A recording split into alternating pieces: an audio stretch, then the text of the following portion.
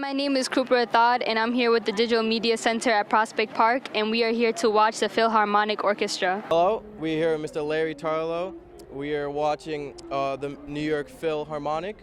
And what is your role with it? I'm the Principal Librarian of the New York Philharmonic and have been for 37 years. And what do you expect for today's performance? Well, a great concert for one thing, and a great audience here at Prospect Park in Brooklyn. This is the fourth of our 5 concerts in the parks. We do this every year, except during COVID. We haven't been here, well, we were rained out in 2019, so we haven't been here since 2018. It's a big deal for us playing this music for free for all of these people. And so you said you haven't been here in a very long time. How excited has your group felt about coming back here? People think it's cool. They're really happy to be doing this again.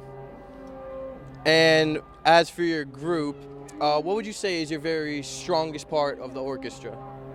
Oh, wow, that's a hard question. The strongest part of the orchestra. Orchestra is an ensemble. There is no I in ensemble, to repurpose the team cliche. So it's a group of people working together, and the ability of all of these people, 65, 75 people, to work together as one is really the strength. And I would also like to ask, growing up, did you always like classical music? And an additional question, did you play any instrument? And if so, what instrument? Started playing the trumpet when I was in 4th grade, so that's age 9. Then I switched to the baritone horn the next year. And by the time I got to 7th grade, I was playing the tuba. And yes, I loved classical music from the first time I heard it. I grew up on Long Island in Nassau County. My parents brought me to New York Philharmonic Parks concerts in Queens when I was a kid. Last question. How did you become the, as you said, librarian? Principal Librarian of the Philharmonic? Long answer, I'm not going to give. But in the long term, I started doing this when I was in high school, being a librarian. I was good at it. I thought I was going to have a career as a tuba player. I was wrong about that. So the library fit my personality. I worked for some other orchestras, and I worked in music publishing before winning this job at the Philharmonic in April of 1985. Thank you for your interview. Pleasure. Good luck. Hi, my name is Lorena Hernandez, and I'm here with the NYC Digital Media Center. We're here with the New York Philharmonic, and I'm here with... Hi, my name is Frank Kwong. I'm the concertmaster of the New York Philharmonic. What instrument do you prefer to play? I prefer to play violin. That is my main instrument. But I can sit down and play the piano a little bit as well, although I don't prefer to play. Are those the only 2 instruments you play? Those are the only 2 instruments I play, yeah. But violin is my real job. How long do you practice the violin? That's a good question. I think when you're busy, you probably have to practice hours and hours every day. But there are days when, if you don't have any concerts coming up, or if you're in the middle of a pandemic like we were a few years ago, there were many days where you don't touch your instrument at all. When did you start playing the violin? I think I started playing the violin when I was almost 7 years old. Who inspired you to play the violin? I don't know if anybody inspired me. I think I just saw somebody playing it and I thought it was cool, so I asked my mom for violin. And my mom is actually a violin teacher, so she helped me get started. So is she your biggest supporter? She's probably my biggest critic. She's always telling me, what I can do to improve. She's very high standards, which I think is very good. But yeah, it's a kind of a job where you can always get better no matter how good you are. So it's very rewarding to practice and keep working at it. What motivates you to play the violin? Beautiful music. We get to play a lot of beautiful music for wonderful audiences such as tonight. And hopefully you will hear some beautiful music shortly. Do you have a favorite artist? Favorite artist? Not Not really. I'm very open-minded. I listen to a lot of different music, not just classical music, of course. So it's a very broad range, I would say. What's your favorite piece from the show? My favorite piece from today's show? Interesting question. I would have to probably say there's a violin concerto, and being a violinist, I think I'm obligated to say that the violin concerto is my favorite. How do you feel about performing today? I feel pretty good about it. It's a beautiful day. A lot of people are out. It's a shame my family couldn't come. I would have enjoyed it more if they could be here, but we'll have a good time. Do you have any pre-concert rituals? Pre-concert rituals, eat some food, warm up a little, make sure you're not hungry, make sure you are prepared. Is there a specific food that you like to eat? I eat just about anything. Do you have kids? Yes, I have 2 daughters, 5 and 2. How do they feel about you performing? Are they too young? I don't think they have ever seen a concert because my 2-year-old was born during the pandemic. But hopefully when they get older, they will come, especially to these family events. Are you looking forward to it? Very much. What is something that you had to overcome to get here? Just, it's very competitive being a musician. A lot of great musicians out there. So just, making sure you're prepared and making sure you work hard. Thank you so much for joining me and the NYC Digital Media Center. Thanks for having me.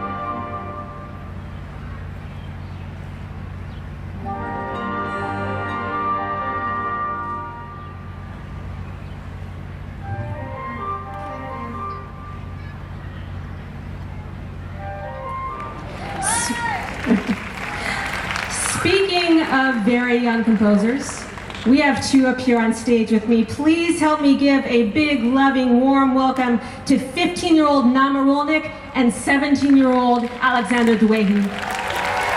Rothschild Duehi. I'm sorry about that. I'm getting a little misty up here. Nama. So Nama came all the way from Yehuda, Israel, just for this show. So let's give her a big New York City welcome. Welcome, Nama. Nama, you composed a piece called Keep Walking, and she wrote this piece, Keep Walking, when she was only 10 years old. And there's so much emotional depth and longing in this piece. So I was wondering if you could tell the audience a little bit about what you were aiming for with your piece. Okay, I wrote this piece about people who don't really have a home or any other space, safe space, and they don't have any promise that they'll ever have that place, but they still keep walking and keep struggling in the hope that they one day find it. And I just want to thank you for everyone for being here and for watching this, because it means so much.